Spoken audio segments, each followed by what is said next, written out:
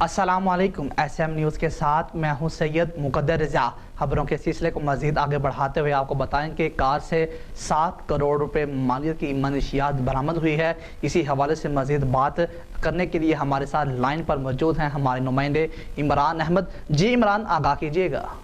جی بالکل ایسا ہی ہے، کار سے 7 کروڑ مالیت کی منشیات برآمد کی گئی ہے۔ میں آپ کو مزید بتاتا چلوں کہ حافظ آباد کے شہر پنڈی بھٹیاں سیال موڑ کے قریب موٹر وے پولیس اور ہائی وے پولیس کی مشترکہ کارروائی کے نتیجے میں 2 ملزمان اساتم خان اور صدیق خان جو کہ کار میں 7 کروڑ کی ہیروئن لے جا رہے تھے، موٹر وے آفیسر ڈی ایس پی خرم شاہ اور پیٹرولنگ ہائی وے آفیسر عمران تبسم نے گاڑی کو روکنا چاہا تو ملزمان گاڑی لے کر فرار ہو گئے۔ بعد ازاں پولیس نے پیچھا کر کے دونوں ملزمان اساتم خان اور صدیق خان کو گرفتار کر لیا اور اینٹی نارکوٹکس فورس کے حوالے کر دیا۔ ملزمان کی اطلاع فیصل آباد اے این ایف نے کی تھی۔ جی